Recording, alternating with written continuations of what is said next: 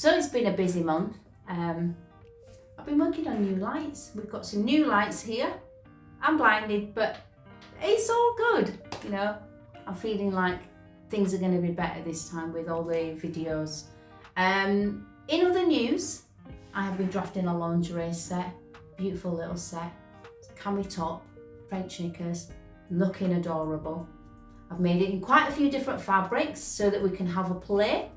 Multi-size pattern, it's available from sizes 8 to 24, so there's lots of scope there for everybody. I have also included a free sample so that if you want to make it, there is a size there for you to be able to download the pattern and have it for free. Make it in a toile. It gives you an understanding on the technicalities of the construction. I have also looked at things like the finishing. That's what's going to be nice about this pattern. So we're going to utilise some nice finishes in the sewing. We're going to have a Hong Kong finish. We are going to have a bias finish. We're also going to have an elasticated waist. Really cute. Lace trim. I think it's time that we get cracking.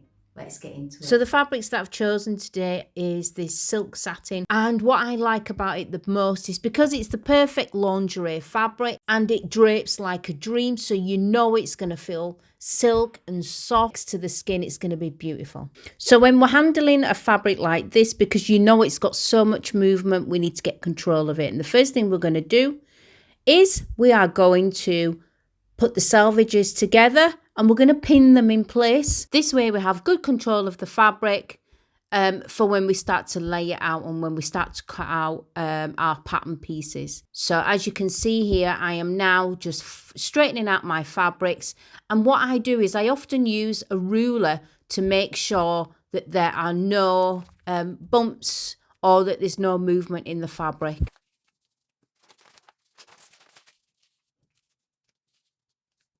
So lay your pattern pieces out, nice and easy. You'll probably only need about 1/2 metre of fabric in reality.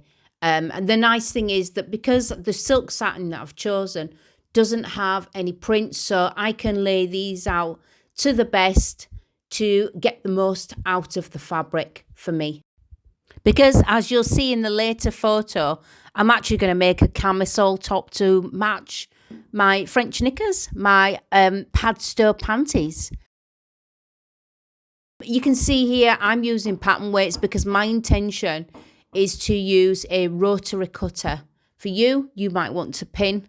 For me today, I'm using pattern weights. You have to do whatever's easiest for you. It's all achieving the same goal. And as you can see here, I'm starting to cut round all of my pattern pieces. So I just take it nice and easy, one at a time, and cut round them. I do find using a rotary cutter, you get a very accurate cut, as long as your blade's sharp and as long as you think safety first. Yeah, it cuts round it really nice, really accurately. There's no waste, and that's the one reason that I like it. And plus, it's very quick for me to do it. If you're not too sure using a rotary cutter, you can also use your ruler to assist you with the straight lines. So we're now going to start to focus on the seams. I made a flipbook magazine, which on page 10 looks at the different seams that we're going to utilise to make this garment. The first seam we're going to use today is called a bias seam. And to do that, what we're going to need to do is we are going to have to prepare this curve to prevent it from stretching out. So you've got options. You could use a stabilising tape or you could use a stay stitch, and that will prevent the seam from stretching out and it will keep it in place. For further information on this, please look at the instructions that come with the pattern or the magazine that I made that comes with that, and it also describes the seams and how to attach them. So this is going to be the bias finish, and you've got two options with the bias. You could buy bias binding to coordinate it. You could use apron tape. That would also work perfectly. And the first thing that we're going to do is we're going to sew our seam. So you're following the stitch guidance in the magazine instructions. You will sew the seam, open the seam flat, and I press the seam, and once it's pressed, you will then iron your bias tape down the centre to create a fold. And both of these you will iron on a medium setting. It will create a fold and allow you to attach that to one side of the seam to protect the seam and prevent the fabric from fraying. And what this does, it gives it a little bit more of a couture finish, which you will find in more high-end garments. So what I'm doing here is I am pinning the bias, or actually the apron tape. I'm pinning it into place all down one side. And then what I'm going to do is I'm going to pin the other side and we're going to sew our first seam. And as always, we're going to backstitch. Sew, backstitch, removing your pins as you're going along. Sew very close to the edge of the apron tape or bias if you're using the bias. And don't forget to backstitch at the other end. Flip it round. And then you're going to do the other side. And what that will do is that will encase the raw edge of the fabrics. And it will just give it a really nice finish. And then when you've done both sides, press it flat. I always use a pressing cloth when I'm dealing with delicate fabrics. But use a pressing cloth, press it flat, and that will set the seam and also set the finish that you're trying to achieve. And then when you've done that, it's time to work on the back. And here's what they look like. So we've got the front and the back there. You can see that I've ironed them out. So the next seam that we're going to focus on now is going to be what we would call, it used to be a Hong Kong finish, but it is now called a French seam. And the idea is that you will put the front and the back pieces together, facing wrong sides facing. So the shiny side, as you can see, is out here. And we're going to focus on the side seams now.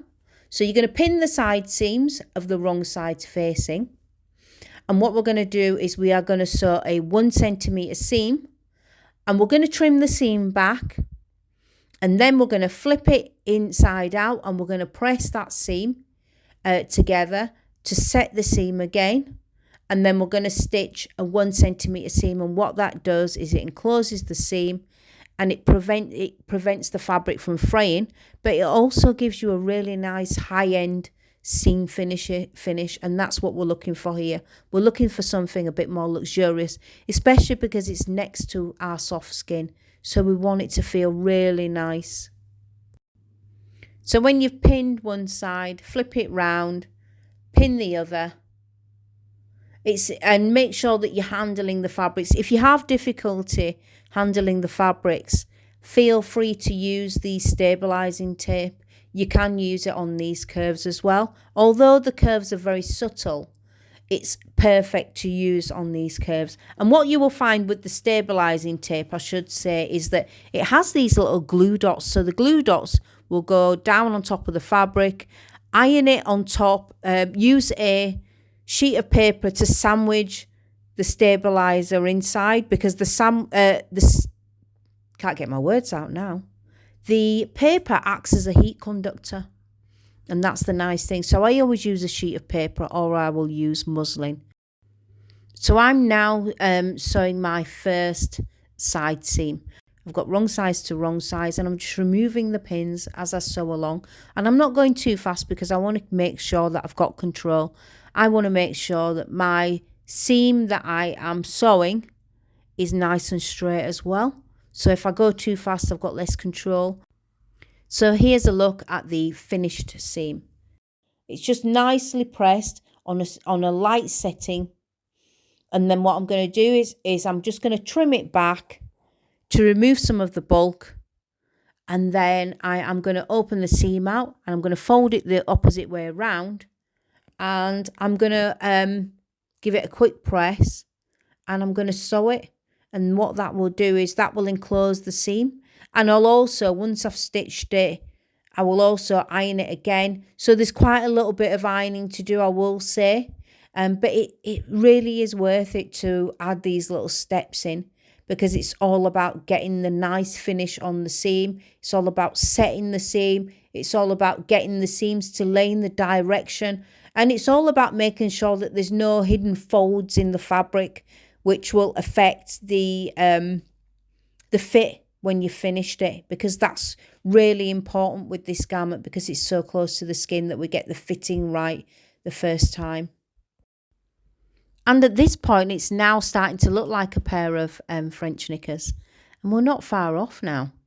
Really, when we think about it, we've got the hems to do and the waistband, and we are done. You can get these cut. So there was a day that I cut about 4 pairs one day. And then the next day, I stitched them all up, and I just made them all in succession.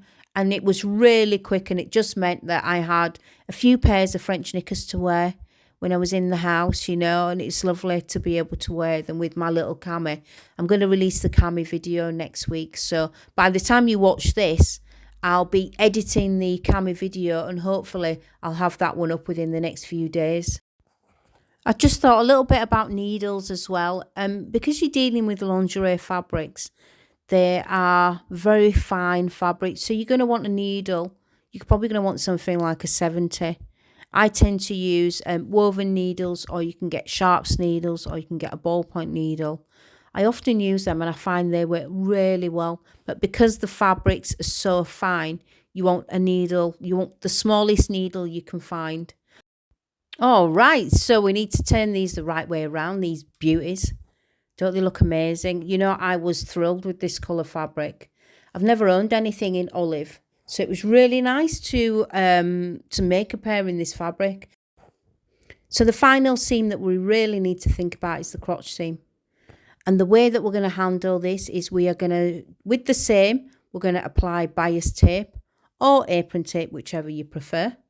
So the first thing that we need to do is we need to open out the crotch seams, open out the bias tape, and we're going to pin everything together to hold it in place. And what we're going to do is we're going to sew a 1 centimetre seam all the way across, backstitch at both ends, of course. And then we're going to press that seam open. And when you've got the seam pressed open, same thing you're going to do again, is you're going to apply your bias tape. And you're going to do the same as what you did earlier. You are going to top stitch it to hold it in place. So just a quick recap on what we've learnt today. We have learnt a Hong Kong finish, which is on the sides. We have done a bias seam on the centre front and the centre back to enclose the fabric fray. We have got the waistband to complete, and we've got a stunning piece of lace to go around the hems. So we're going to do the waistband next, and unfortunately I lost the clips of the waistband. I thought I was filming, but actually I hadn't pressed record, unfortunately. So we lost that bit. So I'm just going to talk you through what would happen with the waistband. What you will do is you will turn it back 0.5 centimetres, so it's half a centimetre, give it a press, then turn it back 1 centimetre and edge stitch that. But make sure that you leave a gap so that you can thread your elastic through. And then you will thread the elastic through and close up the gap. So onto the last bit, and we have that beautiful piece of lace. And you've got a couple of options here on how you want to finish the seam. You could overcast it if you've got an overcast needle. Or you can actually just turn it back because the lace will be encased within the seam. So you can turn it back about half a centimetre, give it an iron, and then top stitch your lace on. And our French knickers are almost done. And the final thing I would suggest to do is that you pop a bow on so that you know which is front and back. It is usually quite obvious because the front has a slight dip in, and the back, being the rear, will come up at the back, will come up a little bit more.